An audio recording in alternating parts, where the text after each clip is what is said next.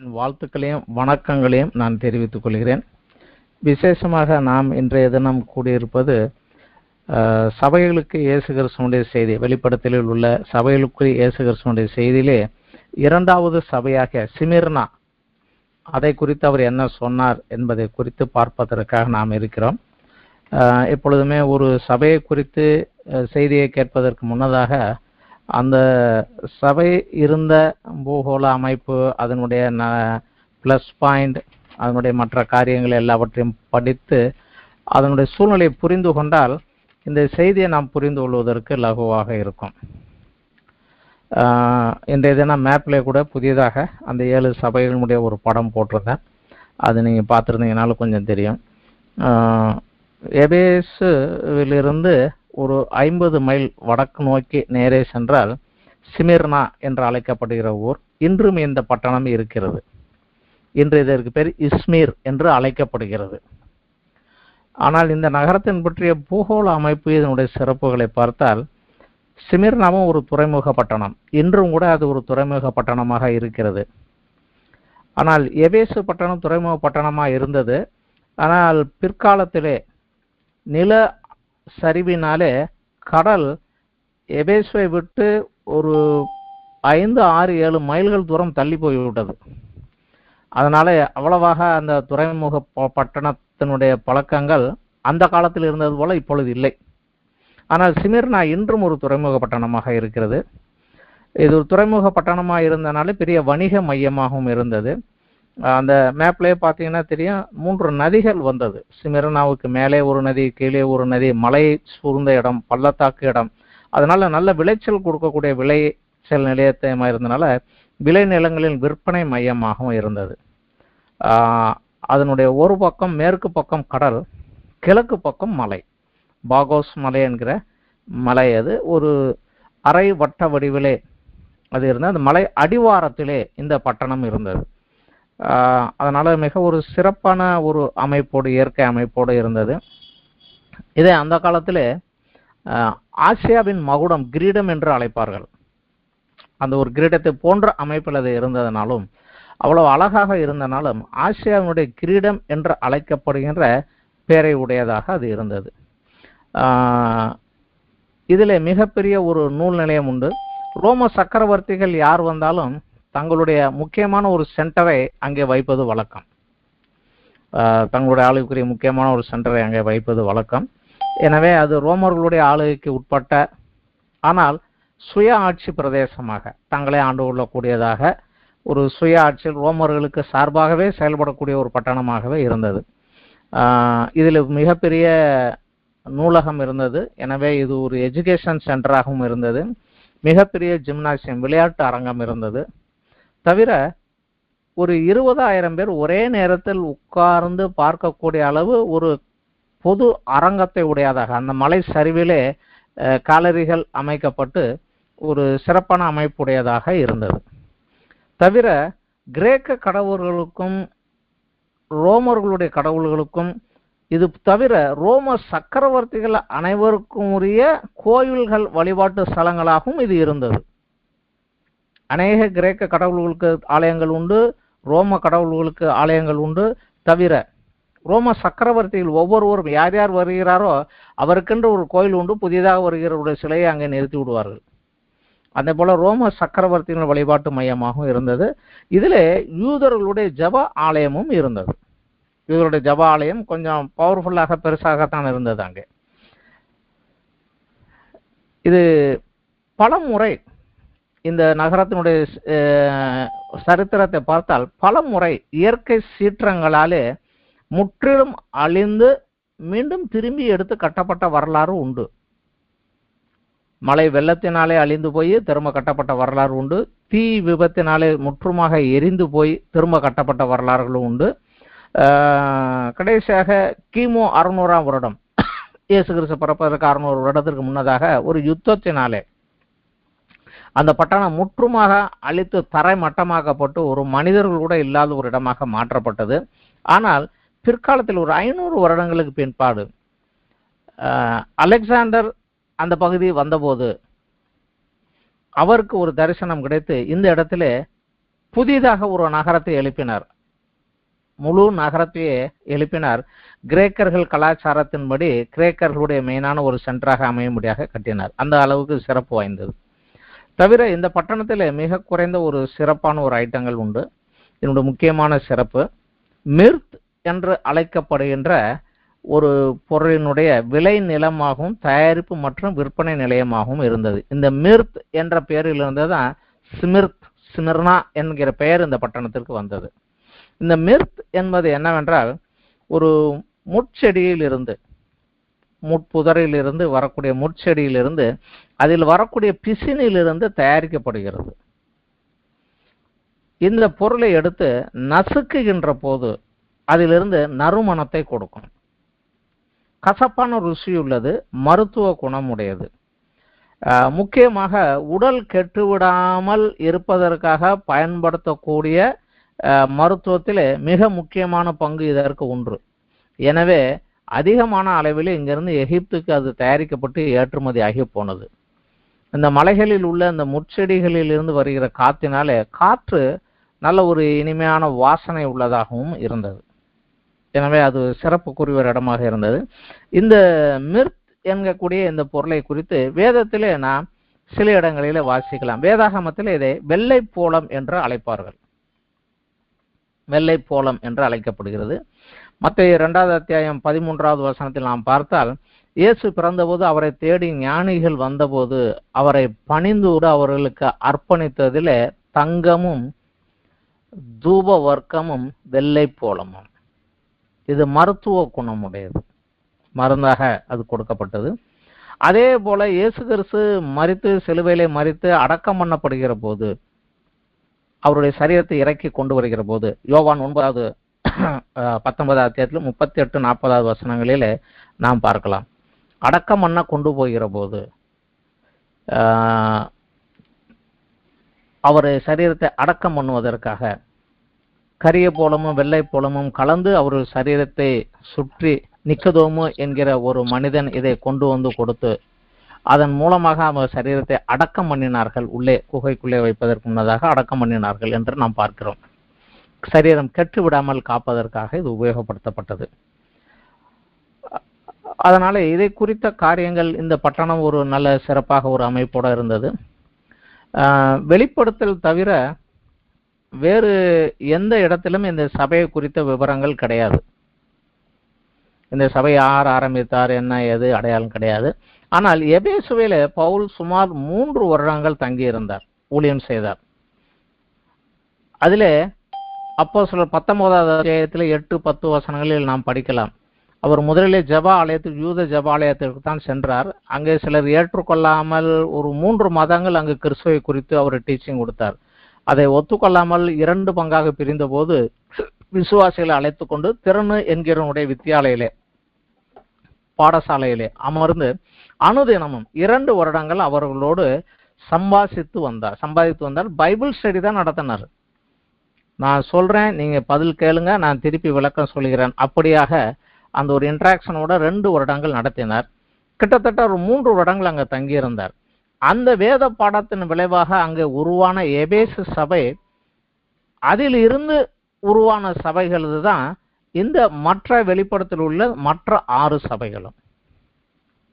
இந்த மற்ற 6 சபைகளும் இந்த எபேசு சபை வளர்ச்சியின் விளைவாக எபேசுவின் மூலமாக நடந்த ஊழியத்தினாலே உருவான பட்டணங்கள் தான்.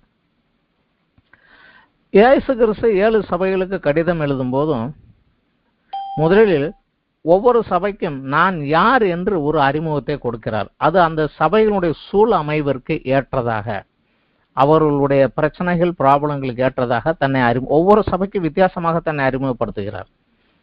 முதலாவது அறிமுகத்தை கற்கிறார். அதற்கு பின் சபையிலே தான் கண்ட நிறைவானவை என்ன, எந்த காரியத்தை அவர் நன்றாக இருக்கிறது என்று கண்டார் என்கிறதை சொல்லுகிறார்.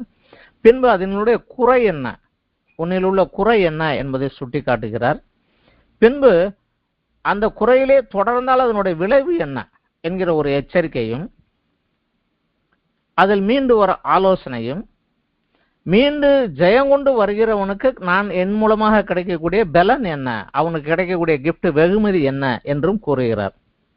ஆனால் இந்த 7 சபைகளிலே இரு சபைகளுக்கு மாத்திரமே அவர் எந்தவித குறையும் காணவில்லை.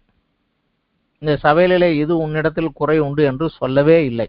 அதிலே முதலாவது வருகிறது இந்த சிமிர்னா சபை, அடுத்தபடியாக வருகிறது பிலதெல்பியா சபை.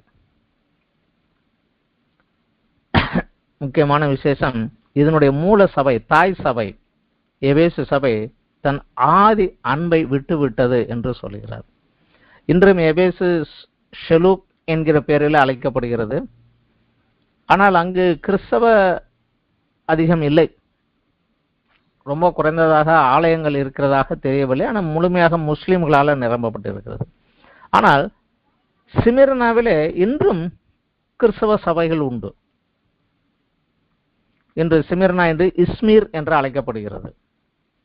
இதிலே 200க்கும் மேற்பட்ட எல்லா வகையான டினாமினேஷனை சேர்ந்த சபைகளும் இருக்கிறது. அங்கே இந்த சிமிர்னாவிலே இன்றைக்கும் சபைகள் இருக்கிறது.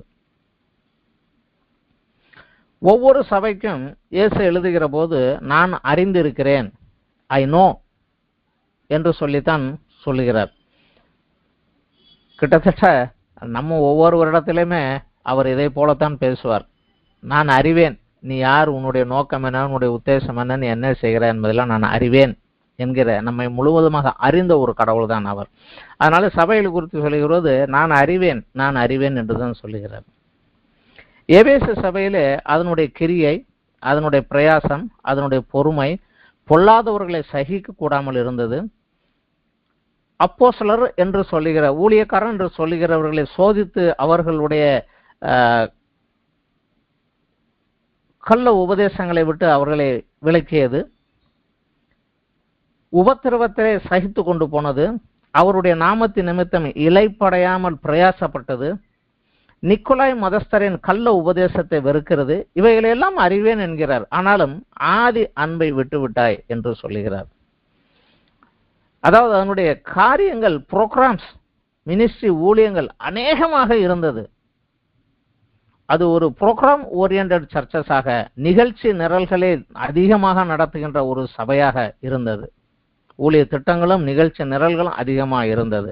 ஆனாலும் வழக்கத்தின்படி செய்கிற காரியமாக அவைகளெல்லாம் ஆகி போய்விட்டது. தவிர என் அன்பின் நிமித்தமாக, அதாவது என்னோடு நேரம் செலவு பண்ணுவதை காட்டிலும் நீ வெளியே என் நாமத்தின் நிமித்தமாக செய்கிறேன் என்று என்னை விட்டுவிட்டு, என்னை நேசிப்பதை விட்டுவிட்டு, அந்த நேசம் என்பது ஏதோ ஒரு ரொட்டீன் ஒர்க்காக போய்விட்டது என்று அவர் அதை குறை சொல்கிறார். You are a program oriented church, not a result oriented என்று சொல்கிறார். இன்றும் கூட அநேக சபைகள் அப்படித்தான் இருக்கிறது. அதில் நிமித்தமாக நீ மனம் திரும்ப என்று அவர்களை கட்டளையிட்டார்.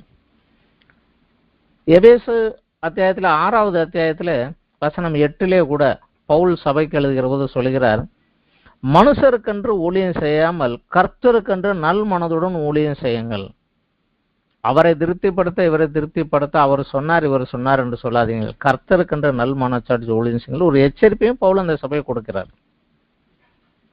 ஆனால் சிமிர்னா சபைக்கு கொடுத்த செய்தி, உண்மையிலே 7 சபைகளுக்கும் இயேசு கிறிஸ்து கொடுத்த செய்திகளிலே சிமிர்னா சபைக்கு கொடுத்த செய்தி தான் மிகவும் சுருக்கமானது. 4 வசனம்தான். ஆனால் மிக முக்கியமானது, மிக முக்கியமானது. 4 வசனங்கள் தான், ஆனால் மிக முக்கியமானது. உண்மையிலே பிரபலமாகாத, சிறிய, எல்லாராலும் புறக்கணிக்கப்பட்ட கூட்டமாகிய இந்த சபைக்கு ஒரு அந்தஸ்து இல்லாத கீழ்மட்ட நிலைமையில் உள்ள மக்கள் வாழக்கூடிய இந்த சபைக்கு கிறிஸ்துவிடத்திலிருந்து ஒரு கடிதம் வந்தது. யாரும் அந்த பட்டணத்தில் உள்ள சபையை ஒரு சபையாக பொருட்டாக எண்ணவில்லை. ஆனாலும் கிறிஸ்துவிடத்திலிருந்து அந்த சபைக்கு ஒரு கடிதம் வந்தது. உண்மையிலே அந்த சபையில் உள்ளவர்கள் அந்த கடிதத்தை பெற்றபோது அவர்களுடைய மன நிலைமை எப்படியாக இருந்திருக்கும்? கிறிஸ்துவிடத்திலிருந்து எனக்கு ஒரு கடிதம் வந்திருக்கிறது, அவர்கள் உணர்ச்சி எப்படி இருந்திருக்கும்? ஆனால் அந்த கடிதம், அந்த கடிதத்தில் கிறிஸ்து கூறிய அந்த செய்தி, அவர் கூறிய அந்த ஆலோசனை அந்த சபையை இன்று வரைக்கும் உயிருடனே வைத்திருந்தது. இன்று வரைக்கும் அதை உயிருடனே வைத்திருக்கிறது. இயேசு கிறிஸ்து சோதிக்கப்படுகிற போது பிசாசினிடத்தில் சொன்னான், மனிதன் அப்பத்தினாலே மாத்திரமல்ல தேவனுடைய வாயிலிருந்து புறப்படுகிற ஒவ்வொரு வார்த்தையினாலும் பிழைப்பான் என்று. கிறிஸ்துவிடத்திலிருந்து வந்த செய்தியாக அந்த வார்த்தையை கேட்டு அந்த வார்த்தையை பெற்றுக்கொண்டதனால அந்த சபை இன்றும் உயிரோடு இருந்தது. ரோமர் 10:17 நாம் வசிக்கிறோம், விசுவாசம் கேள்வினாலே, கேள்வி தேவ வசனத்தினாலே வரும். தேவனுடைய வார்த்தையை கேட்டு அதன் மூலமாக கிறிஸ்துவனுடைய செய்தியை கேள்விப்படுவதன் மூலமாக என் விசுவாசம் வளரும். இந்த விசுவாசம் தான் உலகத்தை ஜெயிக்கிற ஜெயம். அதற்கு உதாரணமாக அந்த சபை இன்றுமாக எழும்பி வந்து நின்றது. இந்த சபைக்கு கிறிஸ்து கூறின செய்திகளை குறித்து நாம் பார்க்கலாம். அவர் சபைக்கு தன்னை அறிமுகப்படுத்துகிற போது சொல்கிறார், நான் முந்தினவரும் பிந்தினவருமாய் இருக்கிறேன் என்கிறார். வெளிப்படுத்தல் 2வது அத்தியாயத்திலே 8வது வசனத்திலே, சிமிர்னா சபையின் தூதனுக்கு நீ எழுத வேண்டியது என்னவெனில், முந்தினவரும் பிந்தினவரும் மரித்திருந்து பிழைத்தவருமானவர் சொல்லுகிறதாவது. இதில் முதலாவது சொல்லுகிறது, முந்தினவரும் பிந்தினவருமாய் இருக்கிறேன்.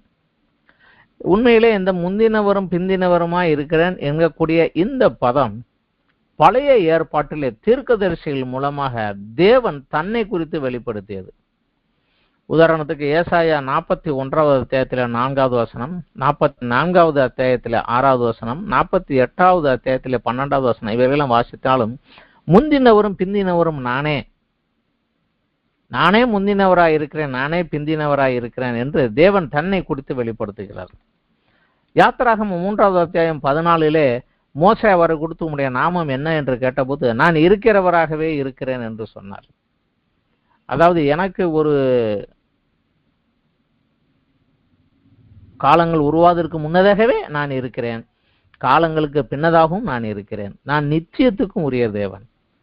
நேற்று இன்று நாளை என்பதெல்லாம் மனிதர்கள் உங்களுக்கு தான், எனக்கு அப்படி கிடையாது. நான் நேற்றும் இருக்கிறேன், இன்றும் இருக்கிறேன், நாளையும் இருக்கிறேன் என்று சொல்லுகிற தேவன். அதாவது நான் நித்தியத்துக்கும் உரியவர் என்று சொல்லுகிறார். உதாரணத்துக்கு ஏசாயா 9:6 கிறிஸ்து பிறப்பை குறித்து வாக்குத்தத்தம் வருகிற போது நமக்கு ஒரு குமாரன் கொடுக்கப்பட்டார் என்று சொல்லுகிற போது அவருக்கு 5 நாமங்கள் கொடுக்கிறார்கள். ஆலோசனை கர்த்தா, சமாதான பிரபு. அதில் வருகிற ஒரு பட்டம் தான் நித்திய பிதா என்று அவர் அழைக்கப்படுவார் என்று சொல்கிறார். நான் நித்தியத்துக்கு உரியவன் என்று சொல்கிறார்.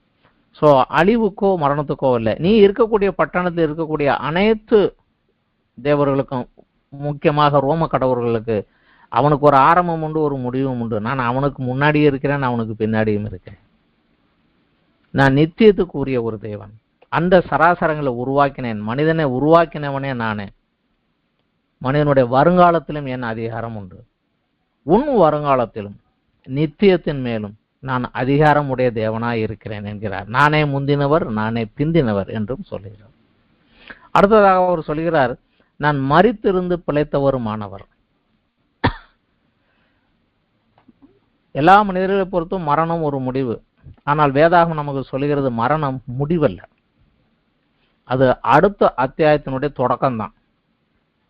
ஆனா அந்த அடுத்த அத்தியாயத்திலே நாம் என்ன வேண்டும், என்ன செய்ய வேண்டும் என்பதை இந்த வாழுகிற இந்த காலத்தில் நாம் சரி செய்து கொள்ளாவிட்டால் அங்கே போய் நாம் சிரமப்பட வேண்டியிருக்கும்.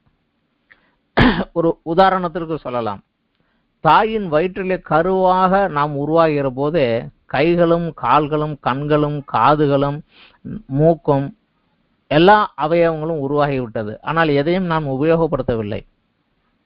ஆனால் தாயின் வயிற்றிலிருந்து வெளியே வந்த உடனே அவைகளில் ஏதாவது ஒன்று குறைவாக இருந்தாலும் ஜீவனின் கடைசி வரைக்கு குறைபாடு உள்ள ஒருவனாகத்தான் போகிறோம்.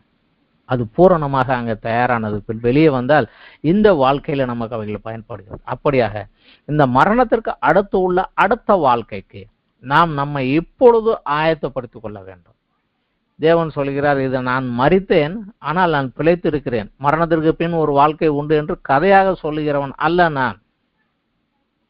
நான் மரித்தேன், பிழைத்தும் இருக்கிறேன். இதற்கு ஆதாரமாக அடையாளமாக நிற்கிறவன் நான். அதனாலே மரணத்தை கண்டு பயப்படாது. நீயும் இந்த மரணத்தை கடந்து நித்தியத்திற்குள் என்னோடு நிலைத்திருப்பதற்காக கடந்து வருவாய். நான் அங்கே உன்னை வழிநடத்த இருக்கிறேன், மரித்தும் பிழைத்தவருமாய் இருக்கிறேன் என்று அவர்களுக்கு ஒரு காரியத்தை சொல்கிறார். என்றால் இந்த பதம் அவர்களுக்கு கொஞ்சம் நன்றாகவே புரியும். என்றால் அவர்கள் இருந்த பட்டணம் அநேக முறை மரித்து மீண்டும் மீண்டுமாக புதுப்பிக்கப்பட்டு கட்டப்பட்டு வந்ததுதான்.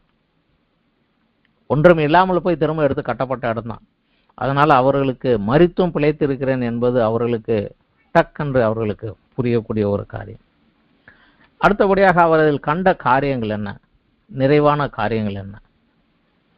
பிளஸ் பாயிண்ட் 9வது வசனத்தில் அவர் சொல்லுகிறார், உன் கிரியைகளையும் உன் உபத்திரவத்தையும் நீ ஐஸ்வர்யம் உள்ளவனாயிருந்தும் உனக்கு இருக்கிற தரித்திரத்தையும் தங்களை யூதர் என்று சொல்லியும் யூதராய் இராமல் சாத்தானுடைய கூட்டமாய் இருக்கிறவர்கள் செய்யும் தூஷணத்தையும் அறிந்திருக்கிறேன் என்று சொல்லுகிறார். ஐ நோ, உனக்கு சுத்தி என்னென்ன நடக்குதுங்கிறாலும் எனக்கு நல்லாவே தெரியும். உன் கிரியைகளை அறிவேன் என்கிறார். முதலாவது நன்றாக நாம் கற்றுக்கொண்டிருக்கிறோம், கிரியை இல்லாத விசுவாசம் செத்தது. ஆனால் விசுவாசம் நாம் நம்பப்படுகிறதுன்னு உறுதியாக, காணப்படாதவை நிச்சயமாக இருக்கிறது என்று வேதம் தெளிவாக சொல்கிறது. அவளுடைய நம்பிக்கை கிறிஸ்துவோடு உயிர்த்தெழுந்து நித்தியத்திலே அவரோடு ஆளுகை செய்யும்படியாக செல்வோம். அந்த நம்பிக்கையை திடமாக விசுவாசித்தார்கள். அந்த விசுவாசத்தை கிரியையிலே அன்பின் மூலமாக கிரியையாக காண்பித்தார்கள். இயேசு அவர்களுக்கு சொன்னதுதான், உன் கிரியையை நான் அறிவேன். அது மாத்திரமல்ல, அவர் அறிந்திருக்கிறார், உன் உபத்திரவத்தையும் நான் அறிவேன், உனக்கு பாடுகள் உண்டு, அதையும் நான் அறிவேன் என்று சொல்கிறார். இந்த ஒரு காரியம் சபைகளிலே மிக முக்கியமாக போதிக்கப்பட வேண்டிய ஒரு காரியம். கிறிஸ்தவனாக இருப்பது நிமித்தம் உபத்திரவங்களுக்குள் கடந்து செல்ல நேரிடும், கண்டிப்பாக வரும். அவர்கள் அதற்கு தயாராக ஆயத்தமாக்க வேண்டியது சபையின் பொறுப்பு. பாடுகள் தான் சபையை பரிசுத்தப்படுத்தி பலப்படுத்தி பின்மாற்றம் அடையாமல் காத்து ஜீவனுடன் இருக்க உதவும். பாடு அனுபவிக்காத பரிசுத்தவான் என்று ஒருவனும் இல்லை, இன்க்ளூடிங் இயேசு கிறிஸ்துவுமே. பாடுகளினாலே தேவன் அவரை பூரணப்படுத்தினார் என்றுதான் வசனம் நமக்கு சொல்லுகிறது. அவர் பாடுகளை அனுபவித்தனாலே பாடுகளுக்குள் கடந்து செல்லுகிற நம்மை காத்து ஆதரிக்க அவர் வல்லமை உள்ளவராய் இருக்கிறார் என்று சொல்லுகிறார். இயேசுவும் அதைத்தான் சொன்னார். லூக்கா 14:27 தன் சிலுவை சுமந்து கொண்டு எனக்கு பின் செல்லாதவன் எனக்கு சீசனாய் இருக்க மாட்டான். எனக்கு சீசனாய் இருக்க வேண்டும் என்றால் உனக்கென்று ஒரு சிலுவை இருக்கும், அதனை சுமந்து கொண்டுதான் வரவேண்டி இருக்கும் என்று அவர் சொல்லுகிறார். கிறிஸ்தவன் என்றால் அவனுக்கு இந்த உலகத்தில் பாடுகள் உபத்திரவங்கள் உண்டு. மலைப்பிரசங்கத்திலே தெளிவாக சொன்னார், என் நாமத்தினத்தும் ஜனங்கள் உங்களை நிந்தித்து துன்பப்படுத்துகிற போது சந்தோஷப்பட்டு களி கூறுங்கள், பரலோகத்தில் உங்கள் பலன் மிகுதியா இருக்கும் என்றார். பாடுகள் தான் கிறிஸ்துவோடு இருக்கிறோம் என்பதற்கு நமக்கு ஆதாரம், ஒரு அடையாளம். கிறிஸ்துவின் நிமித்தம் பாடுகள் அனுபவிக்க வேண்டியது கிறிஸ்துவனுடைய வாழ்க்கையில் ஒரு பாகமாகவே இருக்கிறது. அடுத்ததாக அவர் சொல்லுகிறார், உனக்கு இருக்கிற தரித்திரத்தை, நீ ஐஸ்வர்யம் உள்ளவன் ஆனாலும் உனக்கு இருக்கிற தரித்திரம், பரலோகத்திலே தேவனுடைய பார்வையிலே பரலோகத்தில் அவன் ஐஸ்வர்யவான், ஆனா பூமியிலே அவன் தரித்திரன். காரணம், சிமிர்னாவில் உள்ள சபை ஆரம்பத்திலிருந்து பலவித உபத்திரங்கள் கடந்து சென்றது. அவன் கிறிஸ்தவனாக இருப்பது நிமித்தமாக அவனுடைய வேலையை இழந்து, தொழில்களை இழந்து, அனுதினமும் கூலி வேலைகள் செய்யக்கூடிய ஒரு நிலைமைக்கு, சமூகத்தினால புறக்கணித்து தள்ளப்பட்ட ஒரு நிலைமைக்கு அவர்கள் சென்றதினாலே பொருளாதார நிலைமையிலே அவர்கள் அன்றாடம் அனுதினம் சாப்பிடக்கூடிய ஒரு நிலைமைக்குள்ளாகத்தான் அவர்கள் கடந்து செல்ல வேண்டியிருந்தது. உன் தரித்திரத்தை அறிவேன், ஆனால் பூமியிலே நீ தரித்திரன், ஆனால் பரலோகத்திலே நீயோ ஐஸ்வர்யவான் என்று ஆண்டவர் சொல்லுகிறார். லூக்கா 12 அத்தியாயத்திலே 15 to 21 வசனங்கள் படித்தால் இயேசு கிறிஸ்து அங்கே ஒரு உவமையை சொல்லுகிறார். ஒரு மனிதனுக்கு எவ்வளவுதான் ஐஸ்வர்யம் இருந்தால் அது அவனுக்கு முக்கியமல்ல. ஒரு மனிதனுக்கு வயலிலே விளைந்தது, நன்றாக விளைந்தது, குடங்களை எல்லாம் இடித்து விட்டுட்டு பெருசாக எடுத்து கட்டினான். சொன்னான், அநேக நாட்களுக்கு உனக்கு தேவையானதை நான் சேர்த்து வைத்திருக்கிறேன், நீ உண்டு சந்தோஷப்பட்டு கழிவுறு என்று சொன்னான். ஆண்டவர் வார்த்தை சொன்னார், முட்டாளே, இன்று ராத்திரி நீ இறந்து போனால் நீ சேர்த்தவையில் யாருக்கும் பூமியில் ஐஸ்வர்யம் உள்ளவன், ஆனால் பரலோகத்தில் ஐஸ்வர்யம் உள்ளவனாக இருக்க வேண்டும். இவன் மதியற்ற ஐஸ்வர்யவான் என்று சொல்கிறார். அதே இதிலேயே ஒரு வாலிபன் அவரை நோக்கி ஓடி வருகிறான். ஐயா, எனக்கு நித்திய ராஜ்யத்திற்குள் பிரவேசிப்பதற்கு நான் என்ன செய்ய வேண்டும் என்று கேட்கிறான். அவனை கருத்து அவர் அதைத்தான் சொல்லுகிறார்.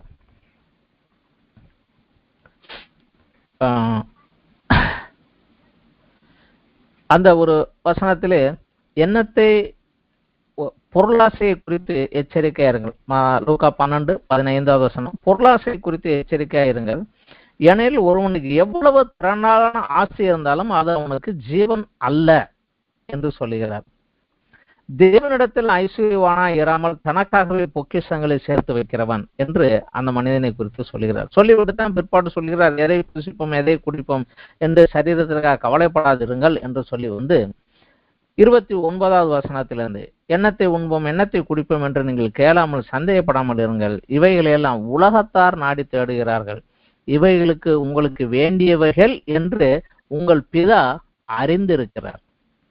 தேவனுடைய ராஜ்யத்தை தேடுங்கள், அப்பொழுது இவைகளெல்லாம் உங்களுக்கு கூட கொடுக்கப்படும். பயப்படாதே சிறுமந்தையே, உங்களுக்கு ராஜ்யத்தை கொடுக்க உங்கள் பிதா பிரியமாயிருக்கிறார்.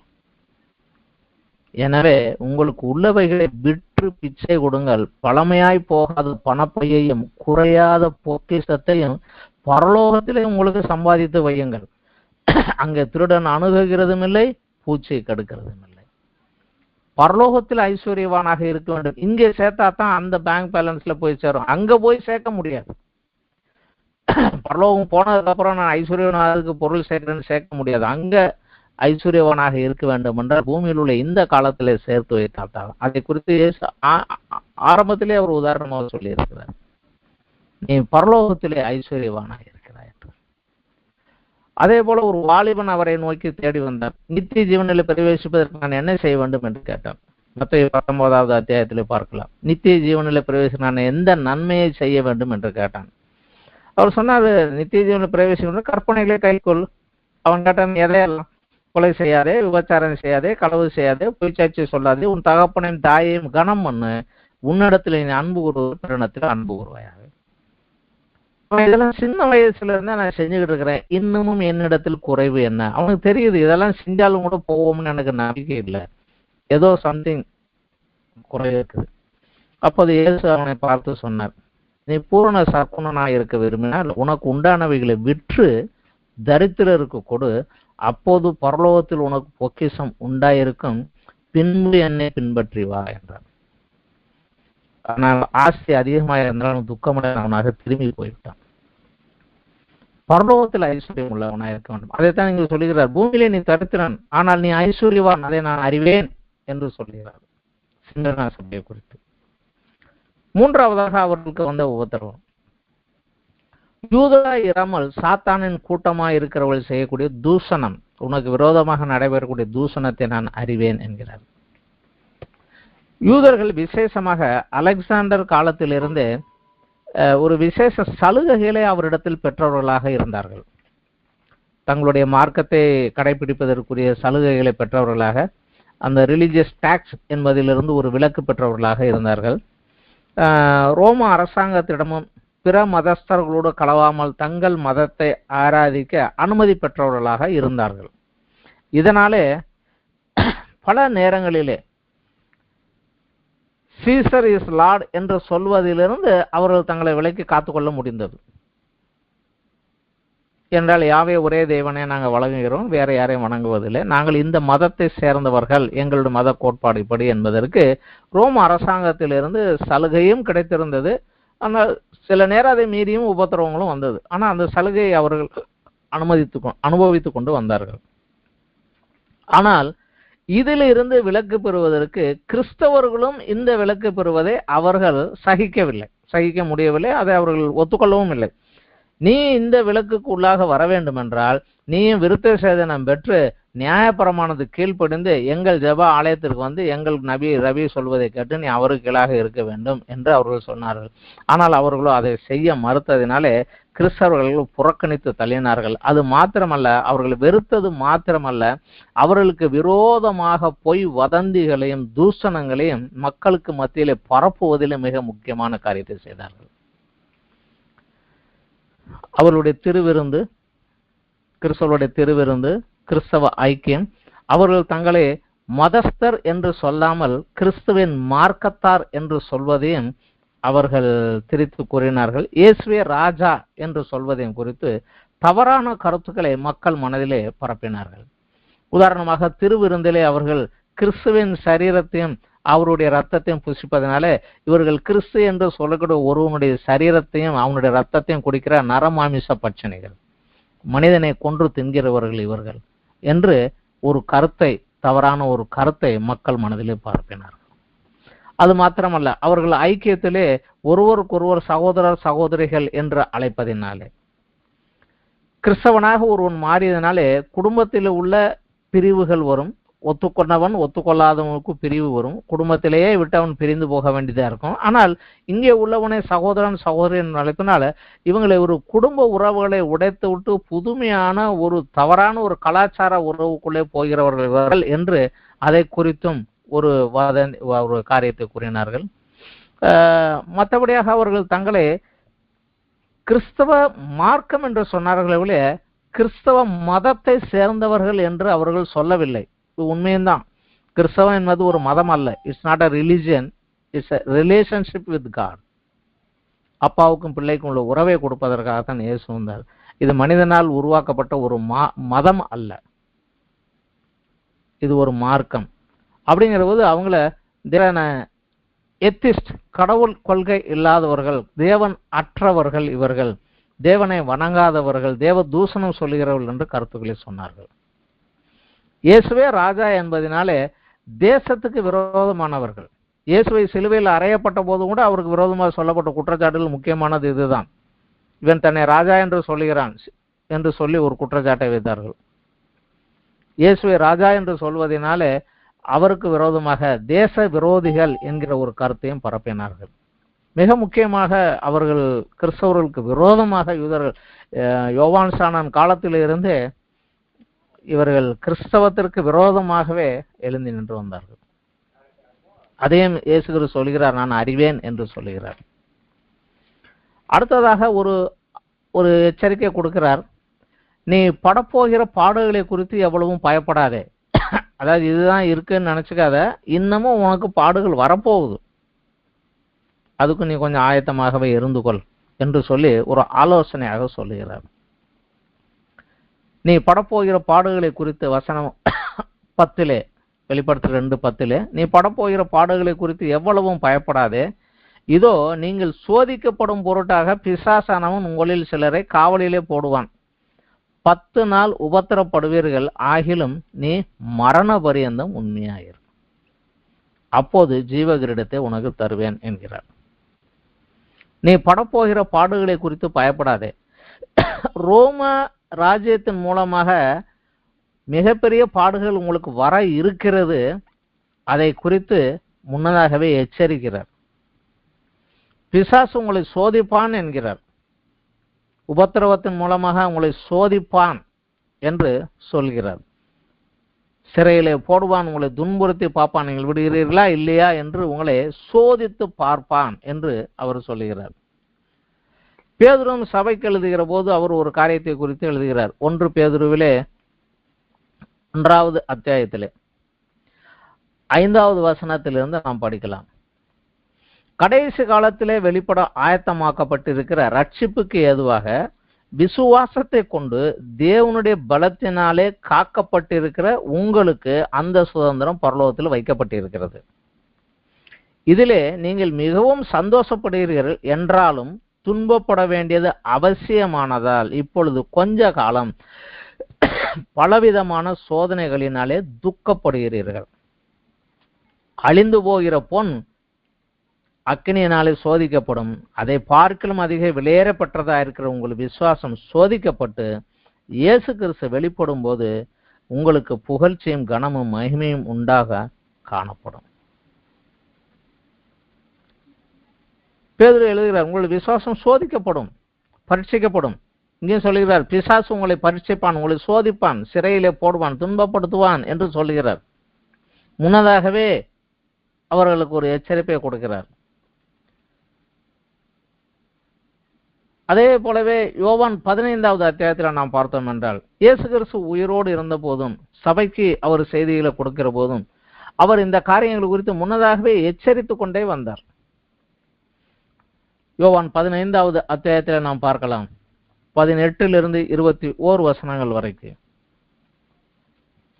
உலகம் உங்களை பகைத்தால் அது உங்களை பகைக்கிறதுக்கு முன்னே என்னை பகைத்தது என்று அறியுங்கள். நீங்கள் உலகத்தாராய் இருந்தால் உலகம் தன்னுடையதை சிநேகித்திருக்கும். நீங்கள் உலகத்தாராய் இராதபடியினாலும் நான் உங்களை உலகத்திலிருந்து தெரிந்து கொண்டபடியினாலும் உலகம் உங்களை பகைக்கிறது. ஊழியக்காரன் தன் எஜமானியிலும் பெரியவன் அல்ல என்று நான் உங்களுக்கு சொன்ன வார்த்தையில் நினைத்துக் கொள்ளுங்கள். அவர்களை என்னை துன்பப்படுத்தினது உண்டானால் உங்களையும் துன்பப்படுத்துவார்கள். அவர்கள் என் வசனத்தை கை கொண்டு சொன்னால் உங்கள் வசனத்தையும் கை கொள்வார்கள். அவர்கள் என்னை அனுப்பினவரை அறியாதபடியினால் என் நாமத்தின் நிமித்தமே இவைகளெல்லாம் உங்களுக்கு செய்வார்கள். என் பேராலே உங்களெல்லாம் தொந்தரவு பண்ணுவாங்க.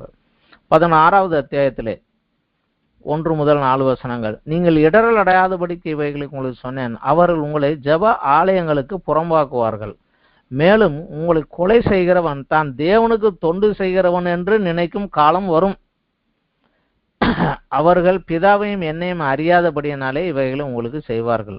அந்த காலம் வரும்போது நான் இவைகளுக்குள் சொன்னேன் என்று நீங்கள் நினைக்கும்படி இவைகளை உங்களுக்கு சொல்லி இருக்கிறேன். நான் உங்களோடு கூட இருந்தபடியினால் ஆரம்பத்தில் இவைகளை உங்களுக்கு சொல்லவில்லை. ஆனால் நீங்கள் கடந்து போகக்கூடிய பாடுகள் வரும், அதற்குள்ளே நீங்கள் எச்சரிக்கையாக இருங்கள் என்று சொல்லுகிறார். 17வது அத்தியாயத்தில் பிதாவை நோக்கி அவர் ஜெபம் பண்ணுகிறார். அந்த ஜெபம் பண்ணுகிறது பிதாவிடத்தில் அவர் ஒரு ஜெபத்தை ஏறெடுக்கிறார். அவர் மிக முக்கியமான ஒரு காரியம். கடைசியாக அவர் சிலுவைக்கு போகும்போது பிதாவை நோக்கி ஒரு ஜெபத்தை ஏறெடுக்கிறார். அதில் நமக்காகவும் ஜெபம் பண்ணுகிறார். அந்த ஜெபத்திலே ஒரு பகுதி இது. 17வது அத்தியாயம் 12வது வசனத்திலே, நான் அவர்களுடனே உலகத்தில் இருக்கையிலே அவர்களை உம்முடைய நாமத்தினாலே காத்து கொண்டேன். நீர் எனக்கு தந்தவர்களே காத்து கொண்டு வந்தேன். வேத வாக்கியம் நிறைவேறத்தக்கதாக கேட்டின் மகன் கெட்டு போனானே அல்லாமல் அவர்கள் ஒருவனும் கெட்டு போகவில்லை. இப்பொழுது நான் உம்மிடத்தில் வருகிறேன். அவர்களின் சந்தோஷத்தை நிறைவாய் அடையும்படி உலகத்தில் இருக்கையிலே இவைகளே சொல்லுகிறேன். நான் உம்முடைய வார்த்தைகளை அவர்கள் கொடுத்தேன். நான் உலகத்தான் அல்லாதது போல அவர்களும் உலகத்தார் அல்ல. ஆதலால் உலகம் அவர்களை பகைத்தது. நீர் அவர்களை உலகத்திலிருந்து எடுத்துக்கொள்ளும்படி நான் வேண்டிக் கொள்ளாமல் நீர் அவர்களை தீமை நின்று காக்கும்படி வேண்டிக் கொள்கிறேன். நான் உலகத்தான் அல்லாதது போல அவர்களும் உலகத்தார் அல்ல. உம்முடைய சத்தியத்தினாலே அவர்களை பரிசுத்தமாக்கும். உம்முடைய வசனமே சத்தியம். நீர் என்னை உலகத்தில் அனுப்பினது போல நானும் அவர்களை உலகத்தில் அனுப்புகிறேன். இது விசேஷமா சொல்லுகிறார். என்னை ஏற்றுக்கொண்டவன அவனை பூமியை விட்டு எடுத்துடும் நான் கேட்டுக்கொள்ளல, தீமையிலிருந்து அவனை காற்றுக்கொள்ள வேண்டும். இன்றைக்கும் இயேசு கிறிஸ்து நமக்கு அதை கற்றுக் கொடுத்திருக்கிறார். விசுவாசிகள் ஜெபத்திலே பரமண்டலங்கள் எங்கள் பிதாவே உம்முடைய நாமம் பரிசுத்தப்படுத்துவதாக, உம்முடைய ராஜ்யம் வருவதாக, உம்முடைய சித்தம் பரமண்டலில் செய்யப்படுவது பூமியிலே செய்யப்படுவதாக, அன்றன்றுள்ள ஆகாரத்தை எங்களுக்கு தாரும், சோதனைக்கு விலக்கி தீமையில் எங்களை மேற்கொள்ளாதபடி காத்துக்கொள்ளும் என்று ஒரு வரியை நமக்கு சேர்த்து கொடுத்திருக்கிறார். சோதனைகளுக்குள்ளாக சென்றால் நான் விழுந்து விடுவேன், விழுந்தால் நான் தீங்கு என் மேல் வந்துவிடும், அதிலிருந்து விலக்கி என்னை காத்துக்கொள்ளும் என்று ஜெபிக்கும்படியாக நமக்கு கற்றுக் கொடுத்திருக்கிறார். நாம் சொல்லுகிறோம், ஆனால் அர்த்தம் புரியாமல் சொல்லுகிறோம். இனி அர்த்தம் புரிந்து அதை சொல்லணும். பாடுகள் வரும். உலகத்தில் உங்களுக்கு உபத்திரம் உண்டு, ஆனாலும் திடன் கொள்ளுங்கள், நான் உலகத்தை ஜெயித்தேன். நம்முடைய விசுவாசமே உலகத்தை ஜெயிக்கிற ஜெயம். பவுல் சொல்ல, பாடுகளோ உபத்திரமோ கஷ்டமோ பட்டயமோ கிறிஸ்துவின் அன்பை விட்டு என்னை பிரிக்க முடியாது என்று சொன்னார். அப்படியாக உபத்திரவங்கள் வரும் உங்களுக்கு, ஆனாலும் சாட்சிகளாயிரும். சபைக்கு எழுதுகிற போது, ரோமருக்கு சபைக்கு எழுதுகிற போது பவுல் இப்படியாக எழுதுகிறார். ரோமர் 8வது அத்தியாயத்திலே 18வது வசனம், இக்காலத்து பாடுகள் இனி நம்மிடத்தில் வெளிப்படும் மகிமைக்கு ஒப்பிடத்தக்கவைகள் அல்ல என்று எண்ணுகிறேன். இந்த காலத்தில் நாம் அனுபவிக்கக்கூடிய இந்த பாடுகள் நமக்கு பிற்காலத்தில் வெளிப்படக்கூடிய மகிமைக்கு முன் ஒப்பிட்டு பார்த்தால் அது அதோடு ஒப்பிட்டு பார்க்கத்தக்கவைகள் அல்ல என்று சொல்லுகிறார். 2 கொரிந்தியர்கள் எழுதுகிற போது பவுல் தன்னுடைய சாட்சியை குறித்து அங்கே சொல்லுகிறார். 2 கொரிந்தியர் 1வது அத்தியாயத்திலே 3வது வசனத்திலே, நம் கர்த்தராகிய இயேசு கிறிஸ்துவின் பிதாவாகிய தேவனும் இரக்கங்களின் பிதாவும் சகல விதமான ஆறுதல்களின் தேவனுமாய் இருக்கிறவருக்கு ஸ்தோத்திரம். தேவனால் எங்களுக்கு அருளப்பட்ட ஆறுதலினாலே எந்த உபத்திரவத்திலாகிலும் அகப்படுகிறவர்களுக்கு நாங்கள் ஆறுதல் செய்ய திராணி உள்ளவர்களாய் இருக்கும்படி எங்களுக்கு வரும் சகல உபத்திரவங்களிலேயும் அவரே எங்களுக்கு ஆறுதல் செய்கிறார். உபத்திரவங்கள் வருகிறது, ஆனாலும் அந்த உபத்திரவங்களாக எங்களை காத்து வழிநடத்தி கொண்டு போகிறார் என்று சொன்னார். அதிலே 10வது வசனம் வரைக்கும் நாம் படித்து பார்த்தால் நன்றாக இருக்கும். 9:10 சொல்கிறார், நாங்கள் எங்கள் மேல் நம்பிக்கையிராமல் மரித்தோரை எழுப்புகிற தேவன் மேல் நம்பிக்கையா இருக்கத்தக்கதாக மரணம் வரும் என்று நாங்கள் எங்களுக்குள் நிச்சயித்திருந்தோம். அப்படிப்பட்ட மரணத்தின் நின்றும் அவர் எங்களை தப்புவித்தார், இப்பொழுதும் தப்புவிக்கிறார், இனிமேலும் தப்புவிப்பார் என்று அவரை நம்பி இருக்கிறோம். அவர்கள் அனுபவத்தை சொல்ல, உபத்திரவங்கள் பாடுகளுக்குள்ளாக செல்கிற போது கிறிஸ்துவனுடைய கரம் ஆறுதல் எங்களுக்கு இருந்து ஒரு அளவுக்கு மேலாக நாங்கள் சோதிக்கப்படாதபடி கஷ்டப்படாதபடி எங்களை காத்து கொண்டு என்று சொல்லுகிறார். அதிலும் விசேஷமாக சொல்லுகிறார், நீ படப்போகிற பாடுகளை குறித்து எவ்வளவும் பயப்படாது, 10 நாள் உபத்திரவப்படுவீர்கள் என்றார். இந்த 10 நாள் என்பதற்கு பலவிதமான அர்த்தங்களும் விளக்கங்களும் உண்டு. 10 நாள் என்றால் அவர்களுடைய அந்த கால வட்டாரத்தின்படி கொஞ்ச நாளைக்கு, அதாவது கஷ்டத்துக்குள்ள இருக்கிற போது ஒரு 5 நிமிஷம் 10 நிமிஷம் பொறுத்துக்கோ அப்படின்னு சொல்லுகிறது போல 10 நாள் தான் பொறுத்துக்கோ, அது வரைக்கும் தாங்க, அது கொஞ்ச காலம் என்கிற அறிவு. நம்மளுடைய ஆயுளை கணக்கு பண்ணி பார்த்தால் எத்தனை வருடம் இருந்தோம், அதில் எவ்வளவு வருடம் நாம் பாடுகளை அனுபவித்தோம் என்று பார்த்தால் கொஞ்ச காலம்தான் இருக்கும். கொஞ்ச காலம்தான், அதுக்கு மேல நீ பாடு அனுபவிக்க மாட்ட. ஆனா அந்த கொஞ்ச காலத்துல விட்டுறாம நிலைச்சு நெல்லு என்று சொல்லுகிறார். 1 பேதுரு 5வது அத்தியாயத்திலே கூட பவுல் இப்படியாக சொல்லுகிறார். 10வது வசனத்திலே, கிறிஸ்து இயேசுவுக்குள் நம்மை தமது நித்திய மகிமைக்கு அழைத்தவராய் இருக்கிற சகல கிருபையும் பொருந்திய தேவன்தாமே கொஞ்ச காலம் பாடு அனுபவிக்கிற உங்களை சீர்படுத்தி ஸ்திரப்படுத்தி பலப்படுத்தி நிலை நிறுத்துவாராக. அவருக்கு மகிமையும் வல்லமையும் சதா காலங்களில் உண்டாயிருப்பதாக. ஆமீன். சரி, கொஞ்ச காலம் பாடு அனுபவிக்கிறேன், ஆனா அந்த கொஞ்ச காலம் பாடு அனுபவிக்கிற உங்களை சீர்படுத்தி ஸ்திரப்படுத்தி பலப்படுத்தி நிலை நிறுத்துவார் தேவன். பாடு அனுபவிக்கிற காலத்திலே அவர் நம்மோடு உடனே இருப்பார். நன்றாகவே தெரியும். பவுலை குறித்து சொல்லுகிற போது அவர் சொல்லுகிறார், ஏன் என்னை துன்பப்படுத்துகிறாய் என்று. நீர் யார் என்று, நீ துன்பப்படுத்துகிற கிறிஸ்து நானே. சபை துன்பப்படுத்துகிற போது என் சபை துன்பப்படுகிறது என்று அல்ல, நானும் அந்த துன்பத்தை அவர்களோடு சேர்ந்து அனுபவிக்கிறேன், நீ என்னைத்தான் துன்பப்படுத்துகிறாய் என்று சொல்லுகிற தேவன் தான் நம்முடைய தேவன். கொஞ்ச காலம் தான் இருக்கும் சபையர். சங்கீதங்களில் கூட சொல்லப்படுகிறது, நீதிமானுக்கு வரும் துன்பங்கள் அநேகமா இருக்கும், கர்த்தராவைகளை எல்லாவற்றின் நின்றும் அவர்களை விடுவிப்பார். பாடுகளுக்குள் கடந்து செல்கிற போது கர்த்தாவை என்னை காத்துக்கொள்ளும், பலந்தாரும், இதை தாண்டி இதை மேற்கொண்டவனாக வெளியே வர எனக்கு பலந்தாரும் என்று அவரை நோக்கி கேட்போம். அந்த பலனை கொடுத்து நம்மளை வழிநடத்தி கொண்டு செல்வார் அவர். அடுத்ததாக இன்னொரு காரியமும் அவர்கள் சொல்கிறார்கள், இந்த 10 நாள் என்பதற்கு என்ன அடையாளமாக இருக்கும் என்று. நீரோ மன்னனுக்கு பின் வந்த 10 ரோம சக்கரவர்த்திகளும் சபையை எவ்வளவுக்கு எவ்வளவு துன்பப்படுத்த முடியுமோ அவ்வளவுக்கு அவ்வளவு துன்பப்படுத்தினார்கள். கிட்டத்தட்ட அது ஒரு 200 வருடங்களுக்கு இந்த உபத்திரவங்களுக்குள்ளாக சபை கடந்து சென்றது. கான்ஸ்டாண்டின் என்கிற ஒரு சக்கரவர்த்தி வரும் வரை நீரோவிலிருந்து 10 சக்கரவர்த்திகள் வரிசையாக ஒன்றன் பின் ஒன்றாக கிறிஸ்தவர்களுக்கு விரோதமாகத்தான் செயல்பட்டு வந்தார்கள். ஆனால் கான்ஸ்டாண்டின் வந்த பிற்பாடு ரோமர்கள் மூலமாக உபத்திரவம் நின்று போய்விட்டது. கொஞ்ச நாள் தான் வரும் என்று சொல்கிறார். ஆனால் அந்த 200 வருடங்களும் சபை உபத்திரவத்தை சகித்து கொண்டு இன்றைக்கு வரைக்கும் அது வளர்ந்து கொண்டேதான் இருக்கிறது. ஆனால் அந்த சபைக்கு சொல்லுகிறார் 10 நாட்கள் பாடுபடுவீர்கள், ஆகிலும் மரண பரியந்தம் நீ எனக்கு உண்மையாயிரு என்று சொல்லுகிறார்.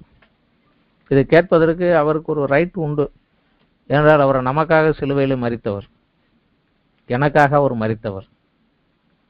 ஆகிலும் நீ மரண பரியந்தம் உண்மையாயிரு, அப்பொழுது ஜீவ கிரீடத்தை உனக்கு தருவேன் என்கிறார். வேதத்தை குறித்து ஒரு காரியம் பொதுவாக எல்லாரும் சொல்வார்கள். ஒரு முறை பிறந்தவன் இருமுறை மரிக்க வேண்டும், இருமுறை பிறந்தவன் ஒரு முறை மரித்தால் போதும். ஒரே ஒரு முறை தாய் தகப்பன் வயிற்றில பிறந்த ஒருவன் மாம்ச பிரகாரமாக இப்பொழுதும் மரிக்க வேண்டும். நியாய தீர்ப்புக்கு பின்பு இரண்டாம் மரணத்திற்குள்ளதாகவும் கடந்து செல்ல வேண்டும். 2 முறை அவன் சாக வேண்டும். ஆனால் தாய் தகப்பன் வயிற்றில பிறந்த ஒருவன் கிறிஸ்துவை தன் சொந்த இரட்சகராக ஏற்றுக்கொண்டு பாவங்கள் கழுவப்பட்டவனாக கிறிஸ்துவுக்குள் மறுபடியும் பிறந்த அனுபவத்தை உடையவனாக இருந்தால் மாம்ச பிரகாரமான ஒரு மரணம்தான்.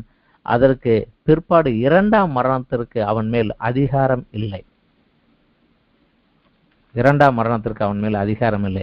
இதிலே கூட அவர் சபைக்கு ஆசீர்வாதமாக நான் கொடுக்கக்கூடிய இது என்ன என்று சொல்லுகிறார். 2வது அத்தியாயத்திலே 11வது வசனத்திலே ஆவியானவர் சபையில் சொல்லுகிறதை காதுள்ளவன் கேட்க கடவன். ஜெயங்கொள்கிறவன் இரண்டாம் மரணத்தினாலே சேதப்படுவதில்லை என்று எழுது என்று சொல்லுகிறான். வெளிப்படுத்தலில் நாம் படிக்கலாம்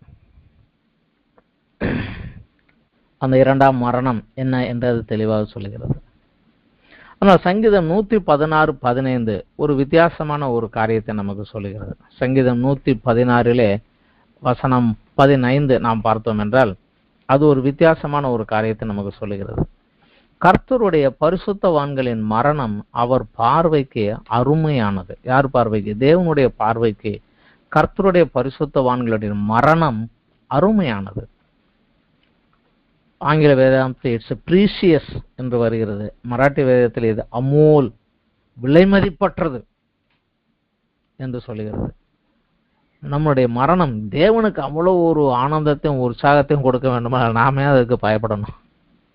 எப்படியும் மரித்துத்தான் ஆக வேண்டும். ஏனென்றால் நாமவே ஆதாம் தானாகவே மேலே ஏற்றுக்கொண்டது. இது இந்த மரணத்துக்குள்ள போகத்தான் வேணும். ஆனா இதற்கு அடுத்து நாம் மரிக்காதபடி நம்மை காத்துக்கொள்ள அவர் வல்லமை உள்ளவராக இருக்கிறார். முடிவு பரியந்தம் நிலை நிற்பவனை ரட்சிக்கப்படுவான். கடைசி காலத்தின் முடிவு எப்படி வரும் என்று சீசர்கள் கேட்டார்கள். மத்தேயு 24வது அத்தியாயத்திலே இயேசு கிறிஸ்து அவர்களுக்கு அநேக காரியங்களை குறித்து சொன்னார். சொல்லுகிற போது அவர் இதைத்தான் சொல்லுகிறார். அவர் யுத்தங்களும் செய்தியும் கேள்விப்படுவீர்கள், கலங்காதபடி எச்சரிக்கையாருங்கள், இவைகள் சம்பவிக்க வேண்டியது, ஆனாலும் முடிவு உடனே வராது. ஜனத்துக்கு விரோதம் ஜனம், ராஜ்யத்துக்கு விரோதம் ராஜ்யம் எழுதும். பஞ்சங்களும் கொள்ளை நோய்களும் பூமி அதிர்ச்சிகளும் பல இடங்களில் உண்டாகும். இவைகள்லாம் வேதனைகளுக்கு ஆரம்பம். அப்பொழுது உங்களை உபத்திரம் உங்களுக்கு ஒப்பு கொடுத்து உங்களை கொலை செய்வார்கள். என் நாமத்தை நிமித்து நீங்கள் சகல ஜனங்களாகவும் பகைப்படுவீர்கள். அப்போது அநேகர் இடரடைந்து ஒருவர் காட்டி கொடுத்து ஒருவர் பகைப்பார்கள். அநேக கள்ளத்திற்கு சேர்ந்து அநேகரை வஞ்சிப்பார்கள். அக்கிரம மீதியாவதனாலே அநேகருடைய அன்பு தணிந்து போகும். ஆனால் முடிவு பரியந்தம் நிலை நிற்பவனே ரட்சிக்கப்படுவான் என்று அவர் ஆரம்பத்திலே சொல்லிவிட்டார். மரண பரியந்தம் உண்மையாயிரு. மரணம் வந்தாலும் சரி உண்மையாயிரு, எனக்கு உண்மையாயிரு. இந்த மரணத்திற்கு அப்பாற்பட்ட வாழ்க்கை என் கையிலே உண்டு. யோவான் 10:10 சொன்னார், நானும் அவைகளுக்கு ஜீவன் உண்டாயிருக்கும், அந்த ஜீவன் பரிபூர்ணப்படவும் வந்தேன் என்று சொல்லுகிறவர். பரிபூரணமான ஆசீர்வாதத்தோடு இன்று நாம் பரலோகத்தினுடைய ஆசீர்வாதத்தின் முதற்கனியைத்தான் பெற்று இருக்கிறோம். ஒரு டோக்கன் தான் வாங்கி இருக்கிறோம், இன்னும் முழுமையாக கையில வாங்கல. டோக்கன் தான் வாங்கியிருக்கிறோம். இன்னொரு பாஷையில சொல்லணும்னா என்கேஜ்மெண்ட் தான் இருக்கு. இன்னும் கல்யாணம் ஆகல. அந்த வீட்டுக்கு போய் அந்த வீட்டில் இருக்க எல்லாத்தையும் நானும் சொந்தம் கொண்டாட போகவில்லை. ஒரு டோக்கன் தான் வாங்கியிருக்கோம். அதிலே நம்பிக்கையாக காத்திருக்கின்றோம். மரண பரியந்தம் உண்மையாக. உண்மையிலே அந்த பட்டணத்தில் உள்ள ஒரு பிஷப், பாலிகார்ப் என்று சொல்லக்கூடிய ஒரு பிஷப், யோவானுடைய சீசனாக, இயேசுவின் சீசன் யோவானுடைய சீசனாக இருந்தவர். இந்த சிமிர்னா சபையினுடைய ஒரு பிஷப்பாக, இந்த சபையினுடைய கண்காணியாக இருந்து அந்த சபையை வளர்த்து வந்தவர். 158வது வருடத்திலே இந்த சபைக்கு செய்து வருகிற போது கிட்டத்தட்ட 9500 இருக்கும் இயேசுவுக்கு பின். இயேசுவுக்கு பின் 158வது வருடத்தில் இந்த நிகழ்ச்சி நடந்தது. பாலிகார்ப் என்கிற அந்த சபையினுடைய பிஷப்பை அழைத்து கொண்டு வந்து அவரை குற்றம் சாட்டுகிறார்கள். அப்பொழுது அவருக்கு வயது 86, வயது முதிர்ந்த ஒருவர். அவரை பார்த்து சிப்பாய்கள் சொல்லுகிறாள், ஏன் நீ உயிரை விடணும், சீசர் இஸ் லார்ட், ஒரே ஒரு வார்த்தை சொல்லிட்டு போயேன், நீ போய் ஏன் கஷ்டப்படுறேன்னு. இல்லைங்க முடியாது அப்படின்னு. விசாரிக்கிறவர் கடைசி சொல்லுகிறார், இல்லை நான் முடியாது அப்படிங்கிறாங்க. அப்ப இவனை கம்பத்தில் கட்டி தீய வச்சு கொளுத்து அப்படிங்கிறாங்க. நீ ஒரே ஒரு வார்த்தை சொல்லியிருப்போங்கிறார். ஒரு வார்த்தை சொன்னார், 86 வருடங்களாக நான் என் எஜமானனை சேவித்தேன், அவர் ஒருபோதும் என்னை கைவிட்டதில்லை, நான் அவரை எப்படி மறுதளிப்பேன் என் ராஜாவை என்று சொல்லி சொன்னார். கம்பத்திலே கட்டி அவர் கரத்தை ஆணியடிக்க போனபோது சொன்னார், இல்லையப்பா, இந்த நெருப்புக்குள் செல்ல எனக்கு பலன் கொடுக்கிற தேவன் இதற்குள்ள நிற்பதற்கும் பலன் கொடுப்பார், அதனால என்னை ஆணியெல்லாம் அடிக்கலாம் வேண்டாம், நான் ஓடியெல்லாம் போக மாட்டேன், நான் இங்கே தான் இருப்பேன், வேணும்னா கயிறை வச்சு கட்டிக்கோ என்று சொன்னார். ஒரு சாட்சியாக, இரத்த சாட்சியாக அந்த பட்டணத்தில் மரித்தார் அவர். ஆனா அதனுடைய பலன், ஜீவ கிரீடத்தை உனக்கு தருவேன் என்று சொன்னார். இந்த மரணத்தை நீ என் நிமித்தமாக கடந்து சென்றால் ஜீவ கிரீடத்தை உனக்கு தருவேன். யாக்கோபுக்கு எழுதின நிருபத்திலே யாக்கோபு சபைக்கு சொல்லுகிற போது, யாக்கோபு நிருபம் 1வது அத்தியாயத்திலே 12வது வசனத்தில் சொல்லுகிறார், சோதனையை சகிக்கிற மனுஷன் பாக்கியவான், அவன் உத்தமன் என்று விளங்கின பின்பு கர்த்தர் தம்மிடத்தில் அன்பு கூறுகிறவர்களுக்கு வாக்கு தத்தம் பண்ணின ஜீவ கிரீடத்தை பெறுவான். இந்த ஜீவ கிரீடத்தை குறித்தும் 2ஆம் மரணத்தை குறித்தும் நமக்கு வெளிப்படுத்தல் அத்தியாயத்திலே 20வது அத்தியாயத்திலே தெளிவாக வருகிறது. 1ஆம் உயிர்த்தெழுதலிலே பங்குள்ளவன் பரிசுத்தவானும் பாக்கியவானுமாயிருக்கிறான். வெளிப்படுத்தல் 20 6வது வசனம். 1ஆம் உயிர்த்தெழுதலுக்கு பங்குள்ளவன் பாக்கியவானும் பரிசுத்தவானுமாயிருக்கிறான். இவர்கள் மேல் 2ஆம் மரணத்திற்கு அதிகாரம் இல்லை. இவர்கள் தேவனுக்கும் கிறிஸ்துவுக்கும் முன்பாக ஆசாரியராய் இருந்து அவரோடு கூட 1000 வருஷம் அரசாள்வார்கள்.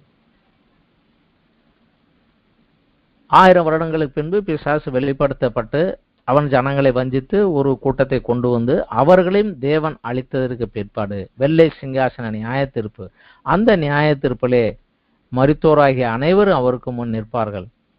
அவர்களுக்கு கிரியையின்படியாக அவர்கள் தண்டனை அடைந்த பிற்பாடு மரணமும் பாதாளமும் அக்கினி கடலிலே தள்ளப்பட்டது. இது 2ஆம் மரணம். இதுதான் கடைசியாக இருக்கக்கூடியது. ஆனால் அந்த 2ஆம் மரணத்திற்குள்ளாக செல்லுகிறவன் நித்திய காலமாக இரவும் பகலும் அக்கினியும் கந்தகம் எரிகிற கடலிலே அவன் வேதனை அனுபவித்து வாதிக்கப்பட்டு போவான். இந்த மரணத்திற்குள் போகாதபடி, தேவனுடைய பார்வையெல்லாம் இந்த மரணத்திற்குள் நாம் போகாதபடி இருக்கத்தான். ஆனால் அதற்குள் போகாதபடி இருக்க வேண்டும் என்றால் 1ஆம் உயிர்த்தெழுதலிலே நாம் எழுந்து செல்ல வேண்டும். 1ஆம் உயிர்த்தெழுதலிலே யார் செல்வார்கள்? அத்தியாயம் 20 4வது வசனம் சொல்கிறது, அன்றியும் நான் சிங்காசனங்களை கண்டேன், அவைகள் மேல் உட்கார்ந்தார்கள், நியாய தீர்ப்பு கொடுக்க முடியவர்களுக்கு அதிகாரம் கொடுக்கப்பட்டது. இயேசுவை பற்றிய சாட்சிய நிமித்தமும் தேவனுடைய வசனத்தின் நிமித்தமும் சிரச்சேதம் பண்ணப்பட்டவர்களுடைய ஆத்துமாக்களையும் மிருகத்தையாவது அதன் சொரூபத்தையாவது வணங்காமலும் தங்கள் நெற்றியிலும் தங்கள் கையிலும் அதன் முத்திரையை தரித்து கொள்ளாமல் இருந்தவர்களை கண்டேன். அவர்கள் உயிர்த்து கிறிஸ்துவுடனே கூட 1000 வருஷம் அரசாண்டார்கள். மரணமடைந்த மற்றவர்கள் அந்த 1000 வருஷம் முடியும் அளவும் உயிரடையவில்லை. இதுவே 1ஆம் உயிர்த்தெழுதல். 1ஆம் உயிர்த்தெழுதலுக்கு பங்குள்ளவன் பாக்கியவானும் பரிசுத்தவானுமாயிருக்கிறான். இவர்கள் மேல் 2ஆம் மரணத்திற்கு அதிகாரம் இல்லை. பாடுகள் உண்டு. பாடுகளுக்கு உள்ளாக கடந்து செல்லுகிற போது கர்த்தர் நம்மோடு உடன் இருப்பார். பாடுகளுக்கு கடந்து செல்ல நம்மளை கைவிட்டு விட்டு நீ கஷ்டப்பட்டு நான் எங்கேயோ தூரத்தில் இருக்கேன்னு சொல்லக்கூடிய தேவன் அல்ல. மனிதர்கள் பார்வையில் முட்டாள்தனமாக தோன்றலாம். ஆனாலும் அதுதான் நான் அவர் எவ்வளவாக நேசிக்கிறேன் என்பதற்கு, நான் எவ்வளவு திடமாக நிற்பேன் என்பதற்கு உலகத்தாரின் முன் ஒரு சாட்சியாக இருக்கும். சிமிர்னா சபை உத்தரவுக்குள் கடந்து சென்றது. ஆனால் இன்றும் அந்த சபை இருக்கிறது. இன்றும் அங்கே சபை இருக்கிறது. நாமும் அப்படித்தான். நம்மை கொஞ்சம் பார்ப்போம். பாடுகள் வந்த உடனே பின்வாங்கி ஓடி விடுகிறோமா? காம்ப்ரமைஸ் பண்ணி கொள்கிறோமா? இல்லை கிறிஸ்தவன் என்பதனாலே பாடு அனுபவித்தாலும் மகிழ்ச்சியோடு சந்தோஷத்தோடு கடந்து போகிறோமா? பாடுகள் அனுபவிப்பது கொஞ்சம் கஷ்டமாக துக்கமாகத்தான் இருக்கும். ஆனாலும் கிறிஸ்தவன் என்ற நாமத்தின் நிமித்தம் பாடு அனுபவிப்பது நமக்கு மேன்மையே. பாடுகள் இல்லாத பரிசுத்தவான் ஒருவனும் கிடையாது. பாடுகள் தான் நம்மை தேவனண்டை இன்னும் நெருங்கி கிட்டி சேர்க்கும், அவரை நம்மிடத்துல நெருக்கி கொண்டு வரும்.